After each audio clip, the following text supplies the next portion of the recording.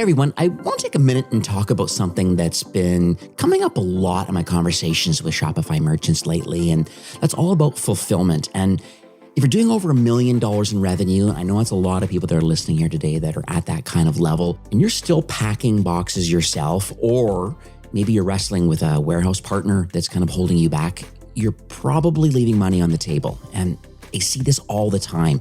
Brands hit their kind of first scaling wall because fulfillment starts to become this almost massive bottleneck and eats up a lot of time and a lot of energy. That's why I'm excited to have ShipBob as a sponsor of today's episode. They've got over 60 fulfillment centers across the US and Canada. I believe they're in the UK and the EU, Australia. They're all over in all the hot spots where likely your customers are, which means customers actually get their orders faster while you save on shipping costs. Here's what I really love. Many brands, like one particular, like Bloom Nutrition, for example, doing hundreds of millions of dollars in revenue and literally only have a team of 2 people that are handling operations. And all of that is because ShipBob is taking care of everything from the post-purchase experience. And with all the recent kind of tariff changes that we've been talking about, they've got this foreign trade zone warehouses that you can actually help you defer these duties until you actually ship the product. So that's a huge cash flow benefit. And so if you're ready to, I'd say, get your time back and maybe scale without the operational headaches, then you should head over to shipbob.com. You can mention e-commerce Fastlane.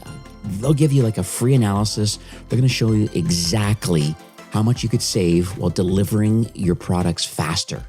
So trust me, it's worth the conversation. Head on over to shipbob.com. And now, let's get on to today's episode.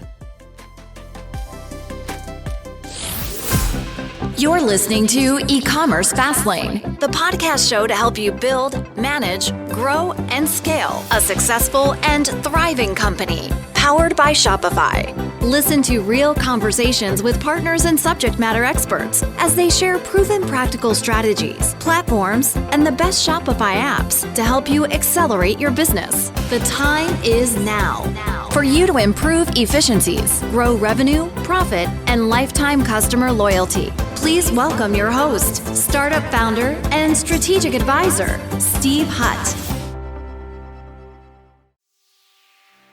So welcome back to E-commerce Fastlane. I am your host, Steve Hutt. Now, today we're going to tackle one of, well, I don't say the biggest headache, but close to one of the biggest headaches right now that's kind of facing Shopify merchants. And it's figuring out what's actually driving sales, when you're spending all this money on Facebook and Google and TikTok, email. There's dozens of channels where you're spending money.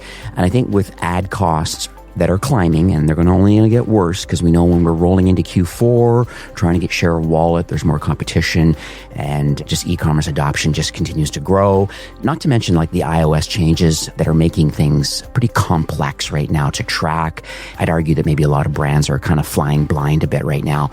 And, I think some brands are making budget decisions just based on incomplete data.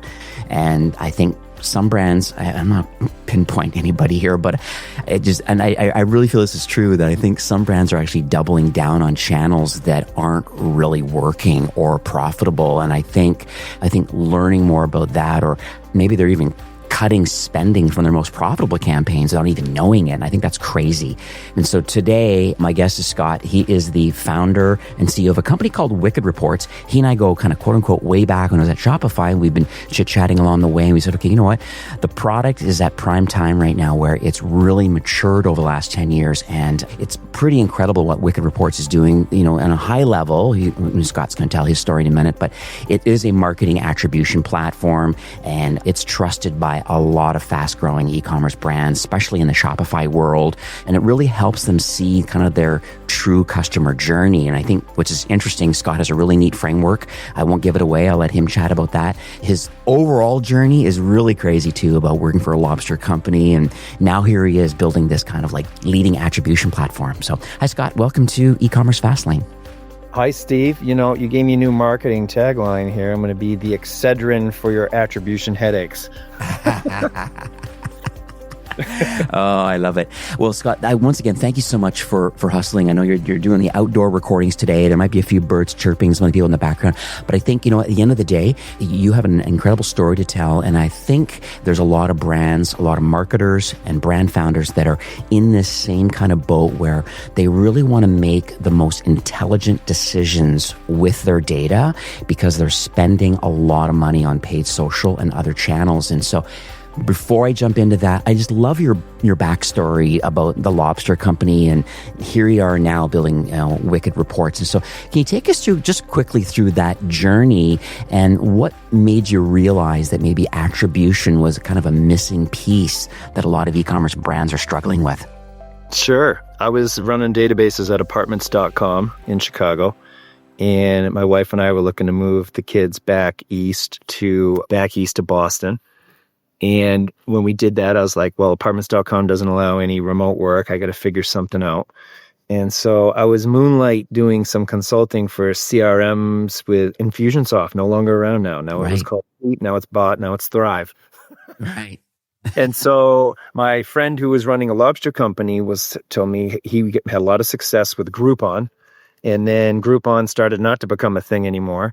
And he was like, man, I tried out some Facebook ads. I spent $4,000, only made one sale. I'm never going to do that again. Facebook's terrible for lobster. And I'm like, well, are you sure? He's like, yeah, I only made one sale. And I was like, well, random lobster guy, in the Facebook feed, you might need to show more ads, or, maybe he was great at emailing. I was like, you sure the emails aren't converting more people? He's like, how am I going to be able to tell that? And that led me off. So then I said, well, let me just find you some software, because I just thought I'd install some software for him. The only thing around was like $100K, and he was spending $4,000 a month. He wasn't going to spend $100K on measurement. All right. And so I'm like, geez, so we hacked up this idea that we were going to send him to a lead page, which was a landing page software at the time. And I was going to meticulously tag every ad with UTMs so I could figure out that it came from Facebook and which campaign and who he's targeting. Then we were going to store it in Infusionsoft. And then I was going to map it in Excel to see if anyone ever bought in the future. This was in 2014 or something like that. And so it was 2014. So we do it, and he spends $10,000. He says, okay, I'm going to spend $10,000. So we spend $10,000. He doesn't do that well on the ads initially. And then lo and behold, we start noticing basically every time he sent an email, there was more incremental revenue that I could attribute. And then lo and behold, in 3 months, we had attributed almost $100,000 back to the $10,000. And that's when the light bulb went off, and he was like, oh my God. And that's when I didn't even know that that's still a challenge now for people to understand the delayed conversion time. The delayed value of ads is significant. And if you measure it, you see a lot more profitability that other people looking for immediate direct response don't.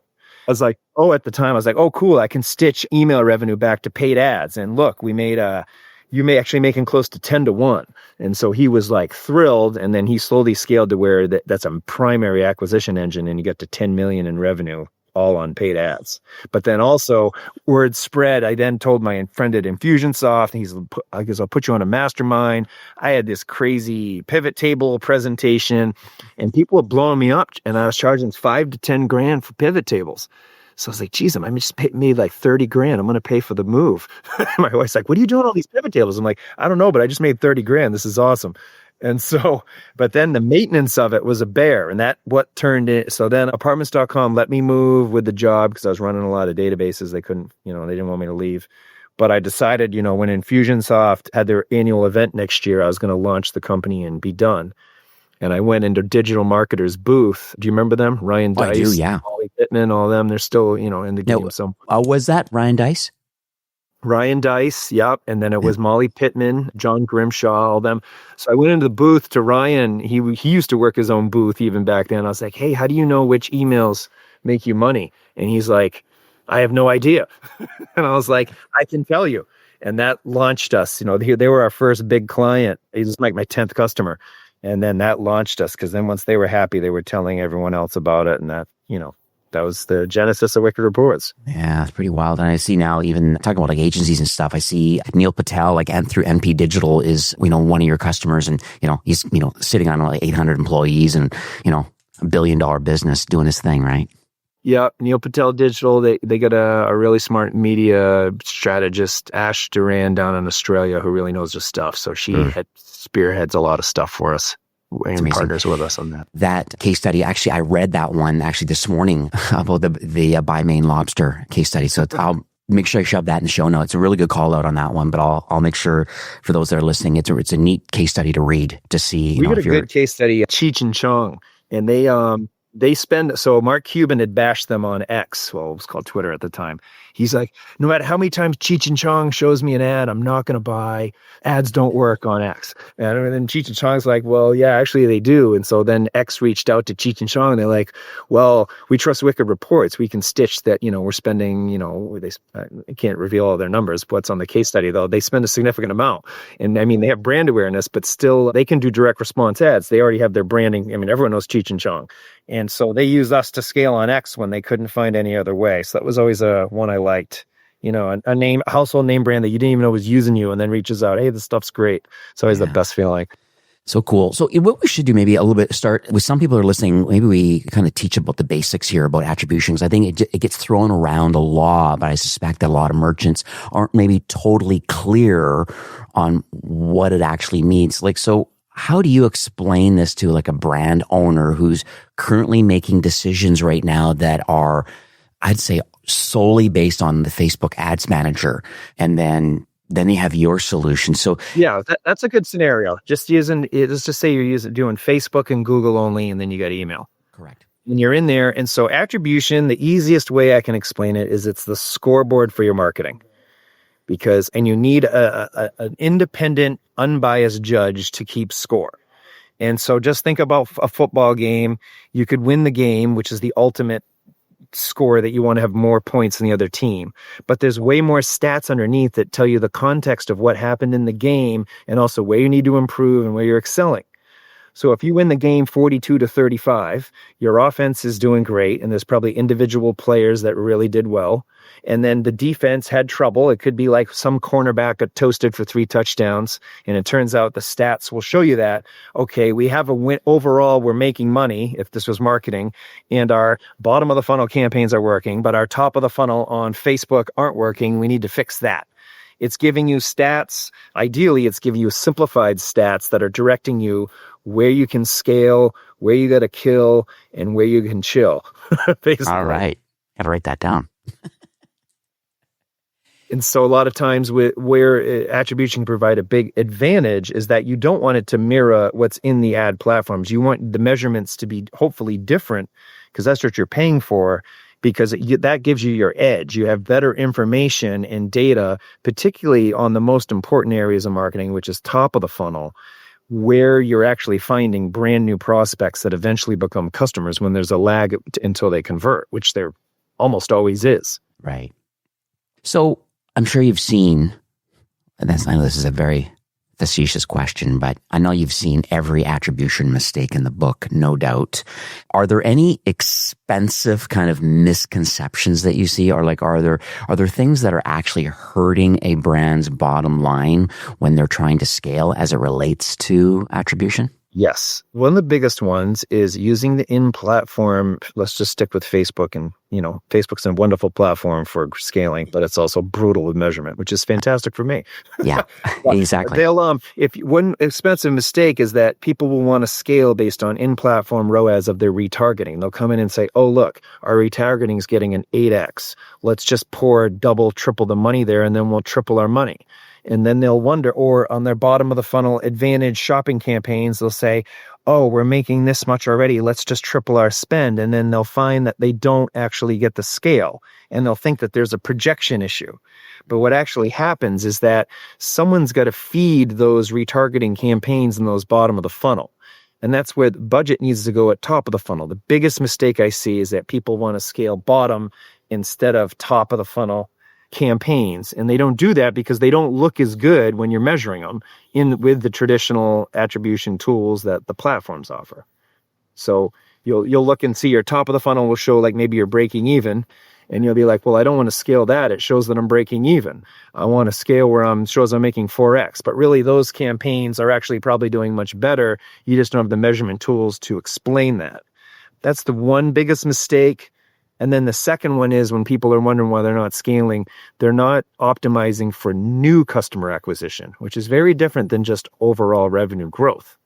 Because these Advantage Plus campaigns, they're very good at, trying to acquire customers. But what happens is those algorithms learn, hey, it's much easier to generate clicks and sales from a particular cohort, and they'll look at it and it'll be repeat customers. So they're good at cannibalizing customers you've already earned, or maybe that you're trying to close on email and SMS much less expensively.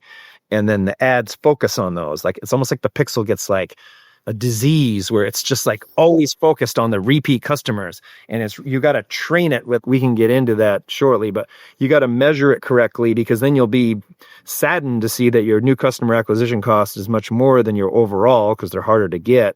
But then you have to optimize and train the pixel to focus on the new. Right. And I think the other thing is, as I find too, this kind of the shrunken kind of attribution window from like the old 28-day click to the 7-day kind of view options are kind of gone and all that. It's just...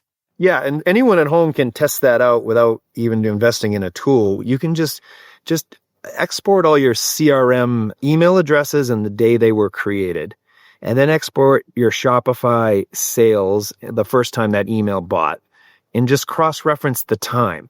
And you'll see a bunch of zeros, but that doesn't mean people bought right away, unless you have a very cheap product or a very heavy pain point where it's, like you're bleeding out and you need stitches. You got to buy stitches. I don't know if that's a good example, but you got to have a product like that, which most e-com successfuls don't, because if you have a commodity, Amazon's going to get you out of business, or you got to be on Amazon. You can be tough. So you have anything like that, you can see in your own data when people don't buy immediately, how long did they take to buy? And that's when they've already chosen to raise their hand and say, hey, I'm willing to be in your CRM and get email from you. Or they abandoned cart and they got in there. So you'll see the lag there, and it's often going to be, the average is going to be longer than 7 days. And that's not including how long it took to get them to get into the CRM. And so we run reporting on that, benchmark it for people, because we want to support the media buyers and strategists and agencies talking to the budget people so they don't shoot themselves in the foot, to say, hey, our historical data is showing how long this takes. So for top of the funnel new customer acquisition, we need this much time to evaluate a campaign, because people pull the trigger too early because of the 7-day measurement you mentioned. And it's almost always longer than that. I'd say econ, I do 30 days for new customer acquisition. Yeah. I remember talking to a couple brands recently, and they always joke about it. And I think that's the reasons why your platform fills this gap. But they talk about the bias, the bias that Meta has, where they seem to always attribute themselves for a sale, even though maybe the decisive touch point was Google or email or an influencer or something else. But all of a sudden, Meta decides that nope, top of funnel, and this is the reasons why the order was created. Oh, yeah. And they take full attribution for it. So you wonder why the ROAS number and the ROI number is high, and people think that your campaigns are doing well, when it turns out it's a multi-touch kind of situation going on here. And what was the final nail in the coffin to actually convert? Sometimes it's much of different points, but maybe that's part of the algorithm. But no, Meta gives themselves credit for it. Of course. And so will Google, will Attribution SMS, Klaviyo email. Even if just those 4, you're going to have your sales inflated based on just looking inside those platforms, adding up the conversions. Yeah. Without a doubt. And I mean, that's another mistake that people would make. I made it myself for years. I just, spent 25,000 hours doing this. So fortunately I learned. Trying to find the magic attribution model to solve all the marketing evaluation and assessment and optimization decisions is a mistake. You got to choose the right model based on the intention of what you're trying to accomplish with a campaign, because you're trying to select the right scoreboard, which means different columns you want to look at, different trends, and only certain touch points. There's an attribution model that the CFO needs to just, balance it out and make sure they're getting some profitable ROAS. But to steer yourself as a marketer with the right signals, you need to choose the right attribution model. So we spend a lot of time thinking about that and trying to make it as easy as we can, because that's a misconception in the market, trying to find the one perfect multi-touch model, data-driven model that solves everything. And it's better just to pick the right tool for the right job your marketing's going to do and whatever outcome you're trying to get. Yeah, this is amazing. I did a tiny bit of research too, and I learned about this.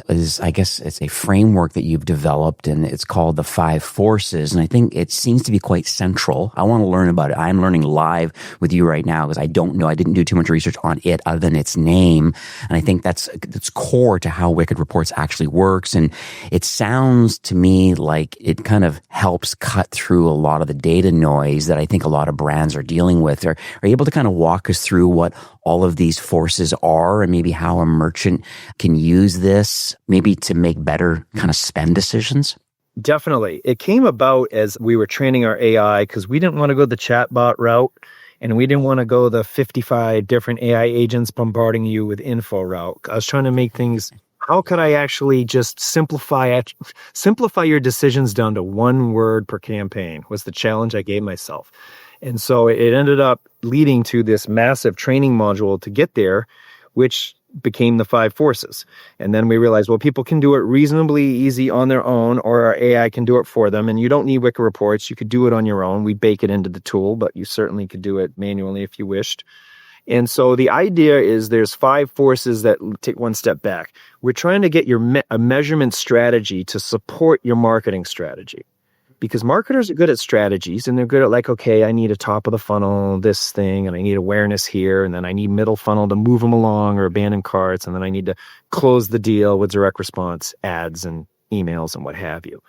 And so when we looked at those type of strategies, to us, it was very, we used to train in the old days with, okay, pick this attribution model, do this and that, do these clicks. And it was like, it would work, but it was like a heavy mental load. And for a marketer that's already got a busy day, they don't want to go in and spend 2 hours slicing and dicing data. We already have those people and I love them. But for us to expand bigger and make it more accessible, we had to simplify. So the first force to get things going is intention. If you're going to have a marketing campaign, you set an intention for that campaign. Sample intentions, acquire new customers at a profit.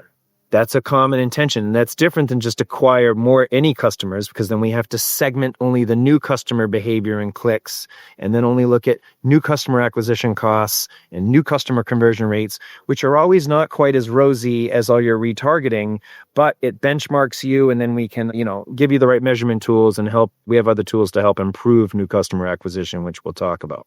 But that's the first one, is intention. What are you trying to do with this campaign?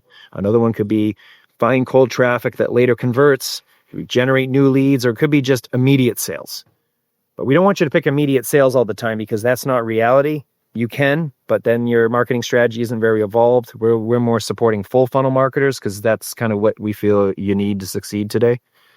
So that's the first thing, intention. The second thing is the second force. So any questions there, Steve? Or no, intention. So basically we're trying to figure out what the specific outcome is that you want from each campaign or each channel, and what you want to achieve out of it. Exactly. We're focused on the outcome, because otherwise measurement, you can get lost in all these sharp models and all the crazy math stuff and show whose math is better. What are you actually trying to get out of this? Uh-huh. We know it's revenue, and we're going to tie revenue to it, but what's the outcome? What's the aim? That really helped, because that helps us, because then we already know what attribution model we want you to use. So we're going to pick it for you. And we already know how long your measurement period should be, which is another confusing thing. Should I do a week? Should I do 2 weeks? A month? We pick it up. We already know the standard accepted way to do it once you've told us the intention. Takes all that complexity off the table. Yeah, and you think about it, you can't really optimize a budget if it's unclear about what winning actually looks like. That's what everyone's been doing. So it's been a huge light bulb. And great for retention. I was like, my mistake. I should have, I would intuitively do this, get on and whiz around, impress the client, but then they'd be stuck like, what the hell did he just do in there? How am I going to do that? So, good stuff. We're getting older, getting wiser, learning a few things here. All right. Intention number 1. That's perfect. Yeah. So the next force the second one is expectation. This is probably just as important. And this is getting everyone aligned on what's called, there's 3 zones we set up: the scale zone, the chill zone, and the kill zone.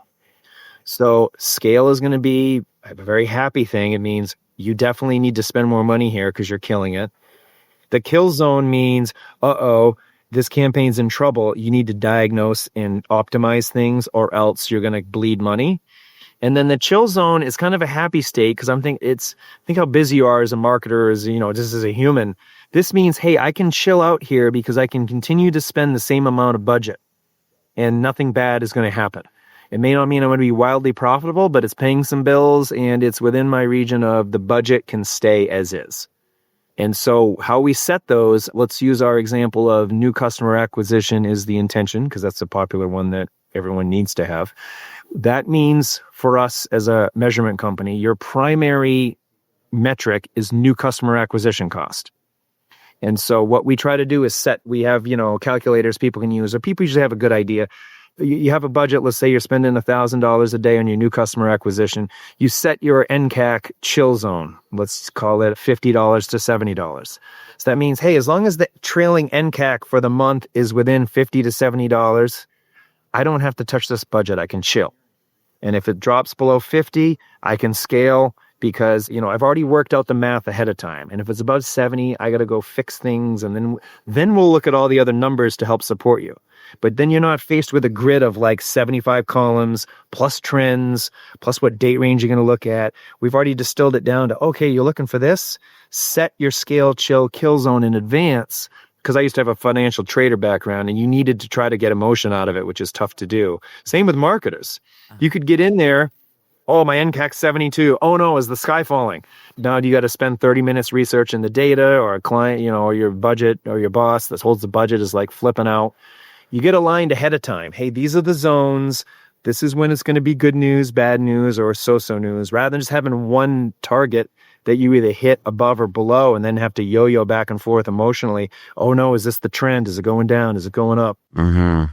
So this really aligns you as a team on not just what you were trying to do, but what success looks like. Gives you the map of success. Yeah. Sounds like it's almost like a scorecard. You can kind of compare against kind of like live results. That's a great way to put it. Yeah. I might use that next pod. It would have been probably faster.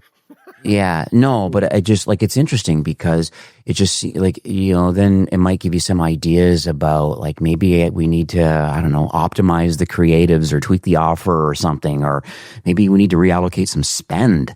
Who knows, right? It does. Well, because if you're a new customer acquisition and you have NCAC chill zone of 50 to 70, and it comes in at $80.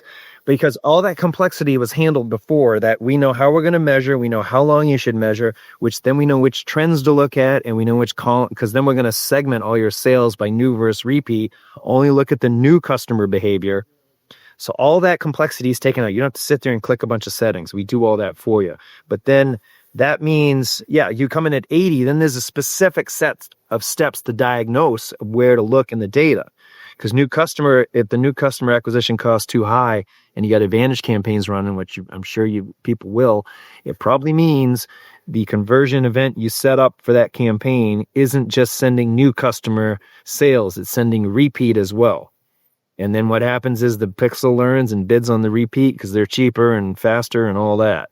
So we have a tool a meta signal tool that will just send new custom conversions. And then you can you can have the campaign pick that. And then it only thinks it had success when new customers buy. So we had to build, once we had this, everyone was like, great, yeah, thanks for telling me my new customers' costs are too high. How are you going to help me fix that? And I'm like, oh, crap, back to the drawing board. Because a lot of people had that with Advantage. It started out great. The ROAS is incredible, but new customer, not so hot. And so that's where we will signal, and that's the number one reason that would happen. Or it could be you're leading with a product that's the fifth step. So let me save some of those for there. Yeah. All right. So we have intention. We understand the expectation now. Yes. What will be number 3? Number 3 would be action. So this is straightforward. You would then launch the campaign, or you would be, if you had already gone through the 5 forces and you did your diagnosis and figured out how you're going to improve things, you would then make those improvements. So you'd circle back from the end of the 5 forces back to the action, because you're going to have a potentially 3 to 5 to 10 actions you can take, and then you get to decide which ones you're going to take and which ones you're going to ignore.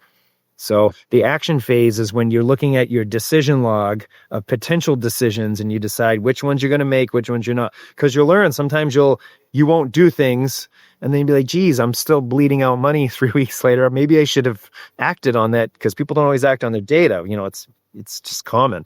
And so you have a list of things you chose not to do, and then you revisit them and maybe think, I should listen to my data finally. Yeah, this is kind of a joke too. I think about is I've seen other different types of tools that have some shiny dashboards and stuff like that. But the problem is though, like data, and this is a truth, and this probably that you live and breathe this, but I think data without action is just like dashboard wallpaper. 100%, Steve. Right? And I evaluate my other SaaSes the same way now. I'm always like, what is the job to be done here? Am I going to get the outcome, or am I buying a tool because I don't have a process and now I'm just going to have other crappy results in another dashboard? We had to build in the process, so we weren't just, our grid of data is better than yours. Like everyone's going to say that, even if it's not, it may or may not be true. So we had to build a process in. And a frame, then the process needed a framework, and then the framework they needed guide. So we just kept stepping through the pain points with our customers until we were like, now we know we can solve it. And so, yeah, to your actionability, we want to get to where each campaign has either says the word scale, the word kill, or the word chill. And so then you know what you should do. And then from within there, there's sub steps you may or may not need or want to take or have the time, but we've distilled it down. We've told you what to, that's literally how the AI report, it buckets it, your ad spend in those. And then there's another one, learning, which means, you just started the campaign, or you just made a change. We got to wait. We don't want to whipsaw you after you just made a budget.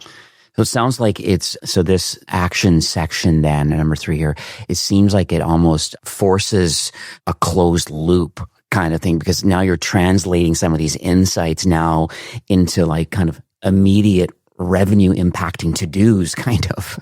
Yeah. Right? So, I'm debating as our next integrations is into the workflow tools that agencies and brands use, like Teamwork or ClickUp, to just ingest it right in there. But right now, people are handling it pretty fast, so we'll wait and see if that's enough value. But yeah, no, it should be lead to. You shouldn't go in there, look at some numbers, I just want to see how I was doing, and then leave. You should actually have activity, maybe not every day, but every week you should have something to do. And if you don't, then either you don't have the right framework, or you don't have accurate data, or you just don't. Yeah, it's one of those two things. Either the data's not right, or you don't know what to do. And if you don't know what to do, then we're taking that off the table for you. We're telling you, based on my 25,000 hours plus I got a team been with me about 18 years. It's talking about probably close to 1 million hours of attribution got into this of human time. Yeah. So we know how to do it. So then the fourth force is outcome. So that means taking the measurement with the tool based on the intention and based on the scale zone. You take the measurement, the primary metric, and for our new customer acquisition, that's NCAC. You plot it on your scale, chill, kill zone, and it's going to show up somewhere. And it's based on the defined way that you agree to measure it. So you've already aligned in the expectations. We're going to measure it this way. New customer acquisition example. We're going to use NCAC, which means only look at new customers. We're going to give it at least 30 days. We're going to look at these touch points and not these ones. So you actually get the outcome and plot it to determine, is it the scale, chill, or kill. So that one's pretty straightforward. Then if it's in there, you put it in this decision log, which you used in the action phase when you loop back around. You put in, it says, okay, this campaign 2 says I should kill because my NCAC's too high. Campaign 4 says scale because it's below 30 or whatever, below 50, whatever my zone is. And then we moved where the rubber meets the road. It was step 5, diet. Well, outcome's important also because then when you report it, I almost glossed over this, you want to remind everyone of the agreements you made during expectations, because as budget holders, people forget. They look in Google Analytics and they say, geez, I see a lot of direct in Google brand. I don't see a lot of Facebook.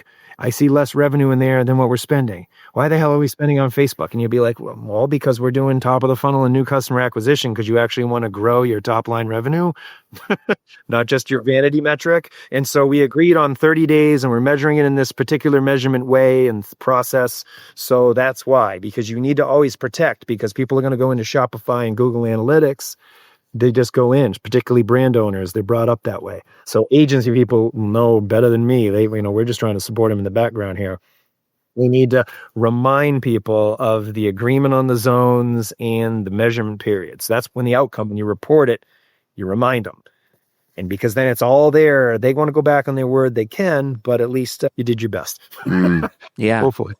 So it sounds like it turns like the attribution from like, here's what happened to, here's the profit that we actually banked, right? Yeah.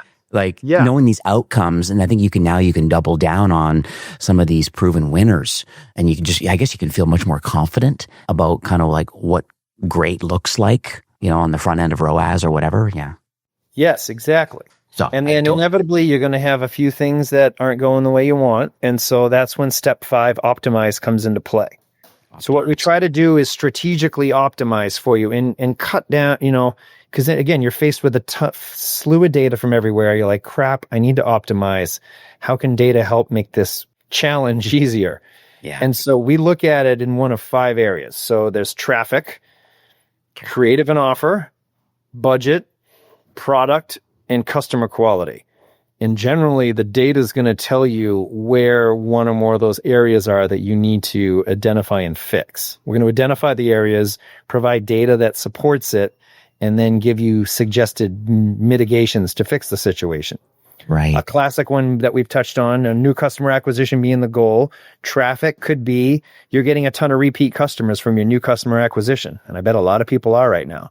That's like we touched on. The advantage campaigns, those advantage audiences that expand outside what you defined, or if you chose sales as an objective, or if you're using a generic pixel event that isn't segmenting new versus repeat conversions, and the pixel, that campaign is converting based on all sales, then it's going to start, the traffic itself is going to be so much repeat that you're shooting yourself in the foot. You already, like almost half your traffic's going to be repeat. So no wonder your NCAC's too high. Only half of the clicks coming in are potentially new customers. Right. It's an extremely common issue.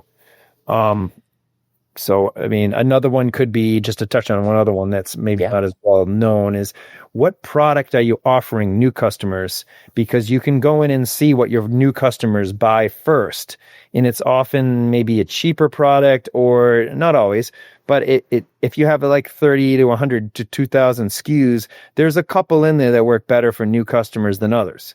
But if you just toss up your whole catalog and say, hey, algorithm, figure out which product to show, well, this makes decisions super fast that might not be accurate. And so you might want to force just only a couple products that new customers like, only put up creative for those, and only use those landing pages rather than let the algo steer you in the wrong way. I see. So this is all part of the optimize. So is there any kind of like AI driven component, like any kind of alert systems that can kind of let the marketer know about what's working, what's not working, and then give them some clear mandates about kind of next steps to improve? Yeah, so we actually run 5 Forces AI on everything, and each day you have every campaign bucketed scale, kill, or chill. Okay. And then we tell you why, and then we bold any specific actions, and then we look at all trends, because it's like, so yeah, it's on autopilot for you, really. And I then love it. You can change your intentions and change your zones and hit a button, and then it'll reassess everything for you. And yeah, you don't have to do any of the work. It'll just tell you the punch list of what to do. Ah, I see. This is really cool. This is amazing. So, intention. So I'm going to put this in the show notes too, but yeah, so intention, the expectation, action, the outcome, and then I guess the final, is this continuous improvement loop, which is the kind of the optimize force number 5. So. Correct. Yeah. Okay. This is amazing. All right. So then, so what do you think now, based on knowing this and having this framework right now, because I do hear like still frustrations again from brands are saying that, it's a lot of work to kind of, stitch together what's going on in Facebook and Google and email and influencer and all that. And so when you have all of these different sources of truth, how should a Shopify merchant actually think about creating kind of a unified view of their data without kind of drowning in all of this, I could argue, disconnected data because they're all in their own silos. Is that really what Wicked Reports is all about? Is that is now your single source of truth? It is. So we back that up with a couple of ways. So if we report a lead or a sale was generated from something, if you click on the number, we list all of the actual people along with the ID from your first party data. So we've been doing first party data attribution since before I picked the name Wicked Reports, just because if I was going to tell my friend from the lobster company to spend money, I want to be able to prove it with actual orders. Right. I hate those orders. And so, and then when you click on, if you want to see, well, wait, why did this order show up here? You click that and we show all the click timestamps. So we transparently show everything that led to us attributing something somewhere. So you could disagree with, say we missed something, that would be your own. But otherwise, accurately, we're transparently showing you everything. We have a lot of tools built around guaranteeing accuracy and showing you how to, clean up anything you might have missed tracking wise. Because the stitching of it, I mean, it took years for us to finally know it's on autopilot.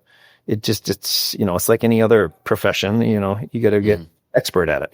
Yeah. It's hard. But that's what we do. So we're going to solidify and unify and just get you to trust the data. I mean, we have tools built specifically to earn your trust. Right. What about talking about trust? What about privacy? Because I think it's one of the issues that a lot of brands, it's on the radar, especially mid-market to enterprise brands.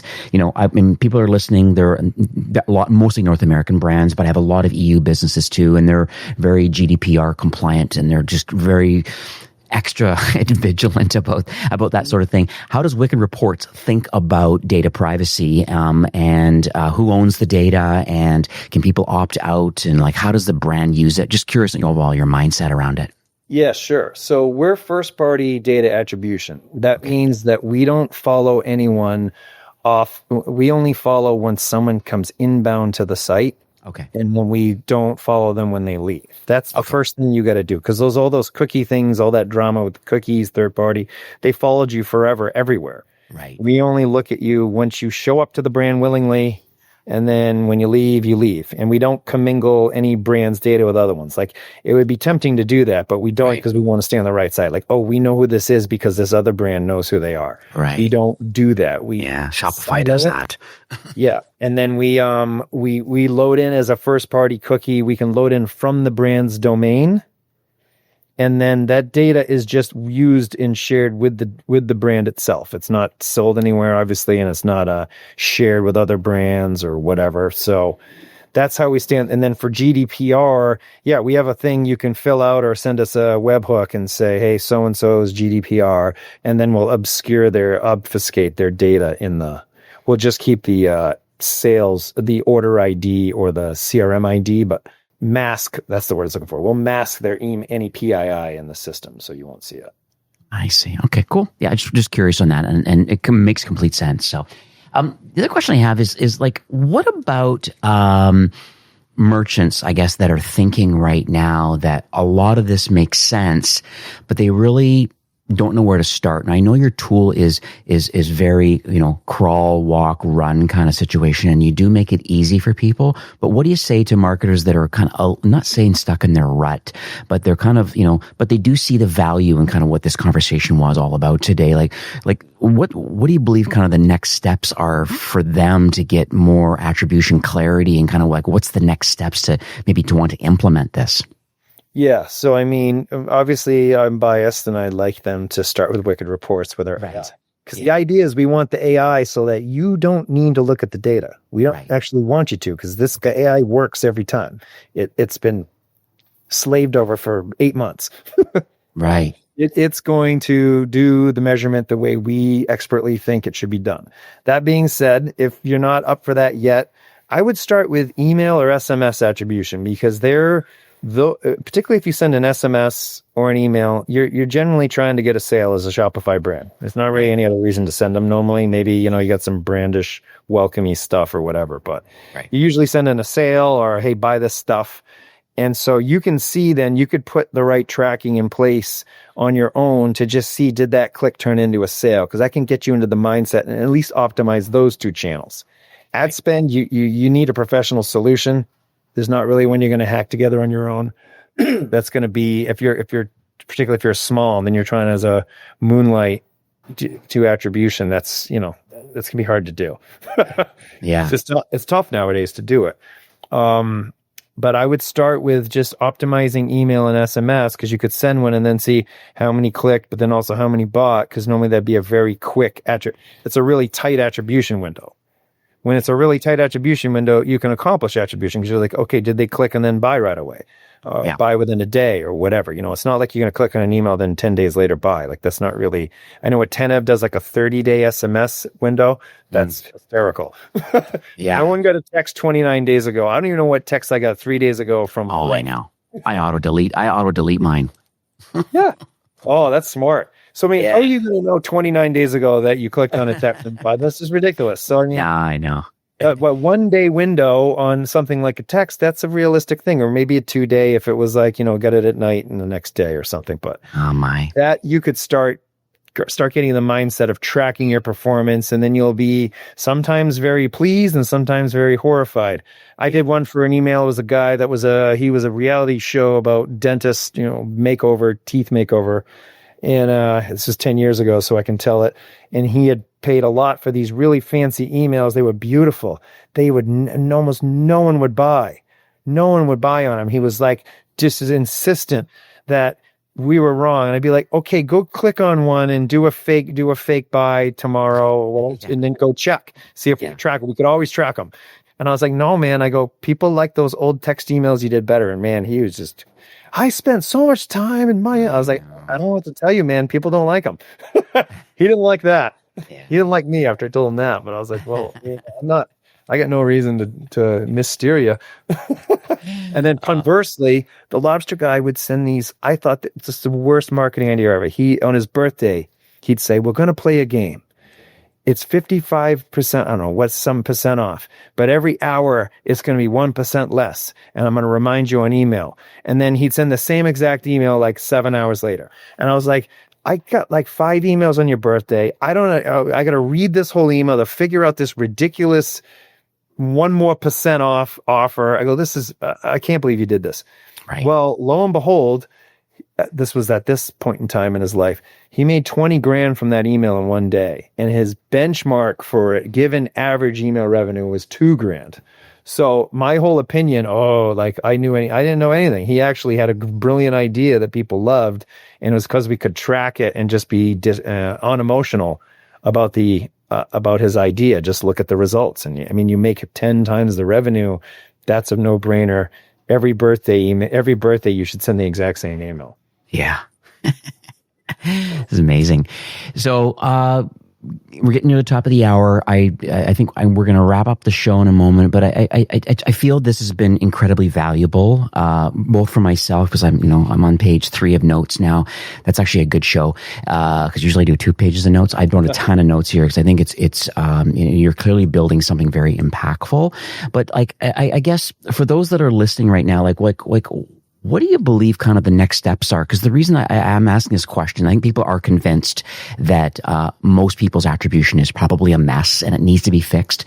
But I think some people are worried about the Q4 kind of holiday times, which we're rolling into now. Is now a good time to get involved with Wicked Reports? And I'm not. That's not a loaded question, but I'm curious as to, is it easy to get set up? Can we only use part of the platform? Will it be impactful for Q4 so I can kind of see some results, make some decisions, and then can I really start ramping up in Q1 of next year?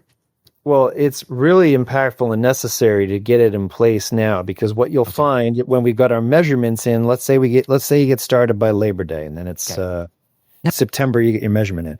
What you'll find, because we have one measure which is called new visit percentage. And it'll be and this was developed in conjunction with John Moran, a popular media buyer, wicked smart guy. And, he had this theory that, just tell me if the people were I need my top of funnel to generate brand new eyeballs. like I want, hopefully they buy and you attribute with first click, but I need to know, is the traffic even doing its job right? Because no matter what levers I try to pull as a very advanced media buyer that he is, like sometimes the platforms just ignore me and I need to know.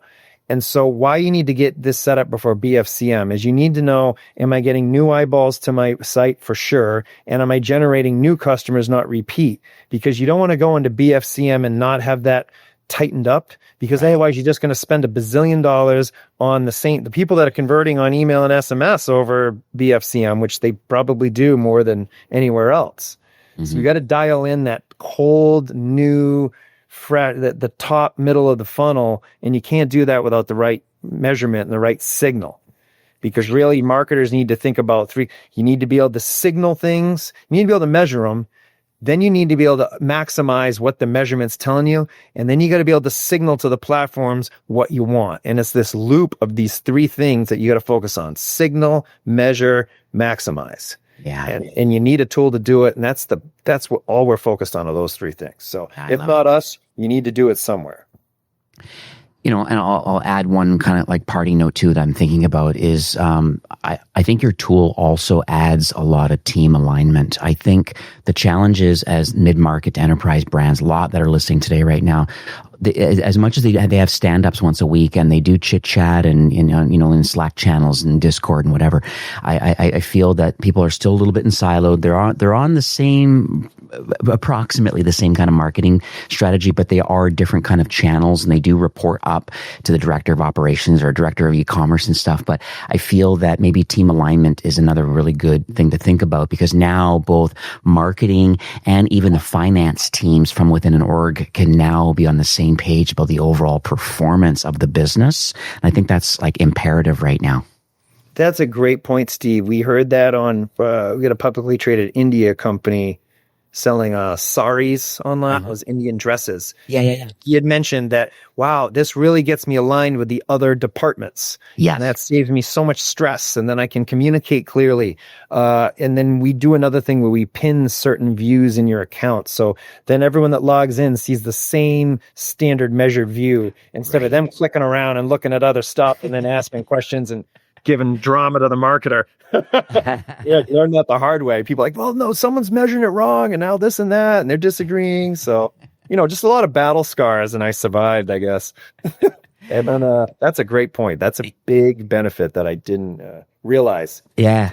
Afford it. No, just thinking about it, it's just like, wow, it's a nice way to align both marketing and finance, because that's important. And obviously roll up to the founder, but everybody has their own kind of KPIs and stuff, and what great looks for them, and they want to make sure that they're executing on the best possible way. And I think that's where clearly Wicked Reports kind of fits into that mix. So I'm completely educated. I'm sold on it. I've always been a fan, but I really wasn't too deep in the weeds to know specifically the problems that you're solving. And clearly in this AI world we're in now, it's even elevated even further by giving kind of actionable insights and understanding. And I love all of these, the 5 forces. I've learned a lot. Thank you so much for taking time today and transparently sharing what you're up to and what you're building. And I want to wish you continued success. I really appreciate that, Steve. When we talked back in 2018, we were like, we had a really, our spreadsheet was online was better than anyone else's, is what we would argue. Yep. But then we really, spent the time to solve the problem for the job to be done. Love the jobs to be done framework. This is lovely. Well, happy Friday. Thanks again for recording, and enjoy the rest of your day and weekend. Thanks, Steve. You too. All right. Take care. Well, that's it for today's episode. I'd like to thank you personally for being a loyal listener of E-commerce Fastlane. It's my hope that this podcast is offering you a ton of value through growth strategies, tactics, and exclusive insider tips on the best Shopify apps and marketing platforms, all with my personal goal to help you build, manage, grow, and scale a successful and thriving company powered by Shopify. Thanks for investing some time today and listening to the show. I'm so proud and excited that you have a growth mindset and are a constant learner. I truly appreciate you and your entrepreneurial journey. Enjoy the rest of the week and keep thriving with Shopify.